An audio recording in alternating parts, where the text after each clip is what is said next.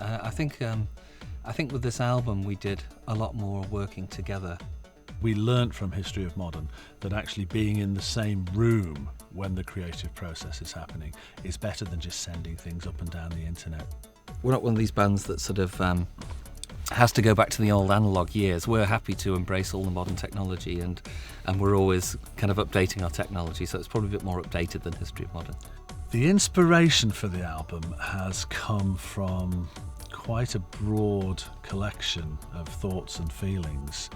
One of the strengths of this album is that it's got a holistic feel to it because it has been largely conceived and written within a 2-year time period. Sometimes the idea of literally stripping it down to a bass drum, a snare drum, a hi-hat, a single chord, the melody, the vocal. And I think actually consciously doing that has led us to have a clarity and a simplicity which is a definite strength on this record. It's like being kids again, really, because that's when we first started the band. There were no rules, there were no pressures, so we could be totally free artistically to do whatever the heck we felt like doing.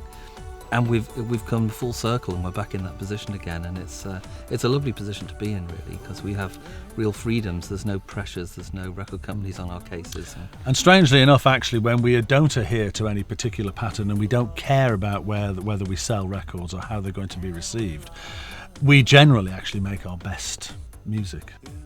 Yeah, I think the good thing about the digital age now is that you can really vary the formats. I mean, we were very restricted in the 80s. You just made like a 12-inch album and that was it. But now in the digital age, it affords you the opportunity to provide lots of different things because a lot of people want the digital download.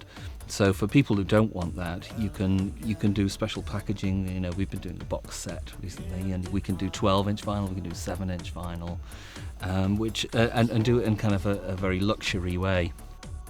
History of Modern was a great collection of songs in the various OMD styles. I think this has a much tighter focus.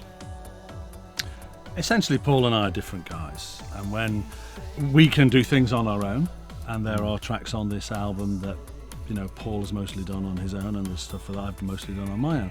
But when you're doing a whole collection of songs over a fairly condensed period of time, it's just wonderful to have that opportunity to have somebody that you can dovetail into. And we've always said this, that we are very different people, so that we bring different elements, but when it fits together, it's so entirely complementary.